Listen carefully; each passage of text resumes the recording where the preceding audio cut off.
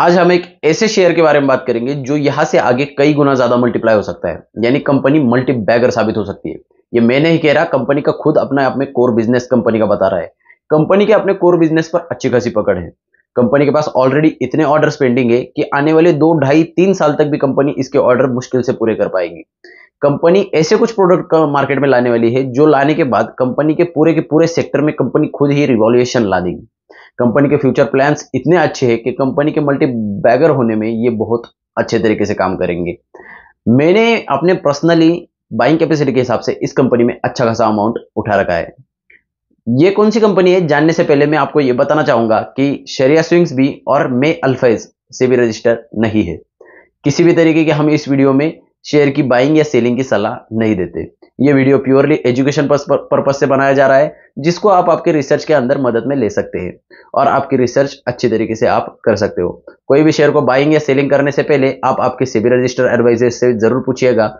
आप अगर किसी भी यूट्यूब चैनल पर अगर वीडियो देखकर आपका बाइंग या सेलिंग का डिसीजन बनाते हैं तो ये कहीं ना कहीं आपके प्रॉफिट्स पे, आपके फंड्स पे, आपके पोर्टफोलियो पे बहुत डेंजरस साबित हो सकता है। अस्सलाम वालेकुम, मैं हूं आपका दोस्त अल्फैज और आप देख रहे हैं शरिया स्विंग्स। जिस कंपनी की आज हम बात कर रहे हैं ना, वो कंपनी प्योर इलेक्ट्रॉनिक बसेस बनाने का काम करती है।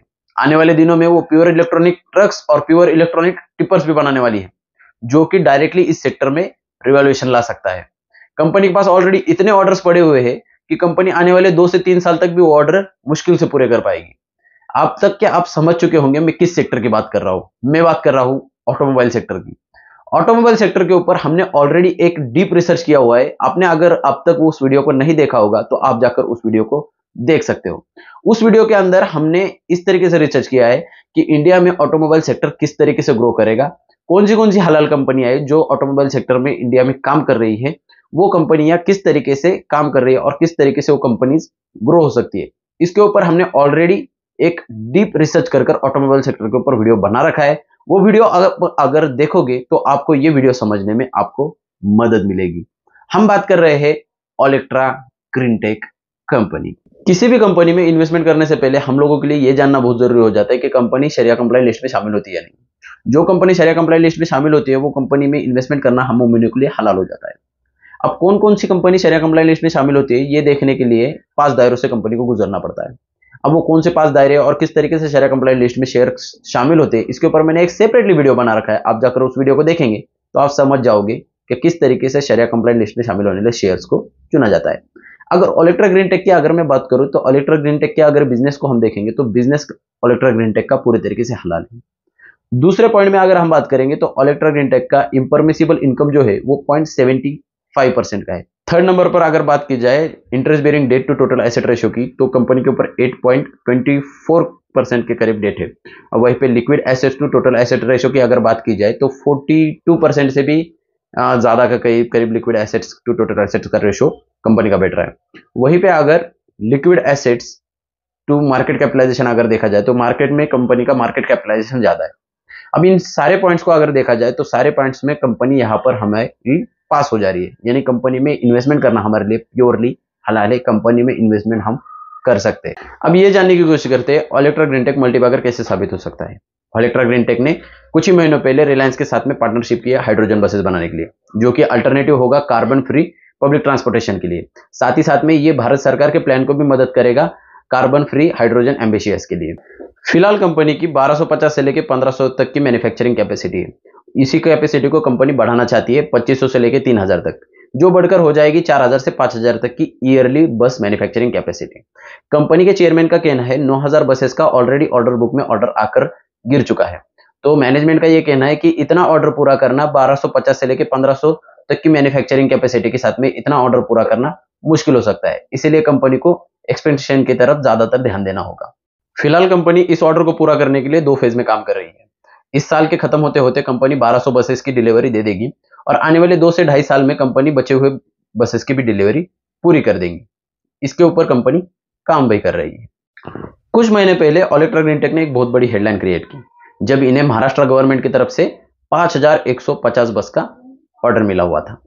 यह ऑर्डर 10,000 करोड़ रुपए से भी ज्यादा का था, जब इनकी मार्केट कैपिटलाइजेशन 10,000 करोड़ से भी कम की थी। यह ऑर्डर सिर्फ बस सप्लाई का नहीं बल्कि इस बसेस को ऑपरेट करना और इनका मेंटेनेंस भी देखना इसी के साथ में था। जुलाई 2024 तक की कंपनी का 5000 बसेस ईयरली बनाने का, मैन्युफैक्चर करने का कंपनी का प्लान है। हाल फिलहाल में कंपनी हैदराबाद में 1250 से लेकर 1500 बसेस ईयरली मैन्युफैक्चर करती है, पर यही कंपनी हिमाचल प्रदेश में और नॉर्थ इंडिया के कुछ रीजन्स में और प्लांट्स लगा के इसी की कैपेसिटी बढ़ाकर 5000 बसेस तक के ले जाने वाली है।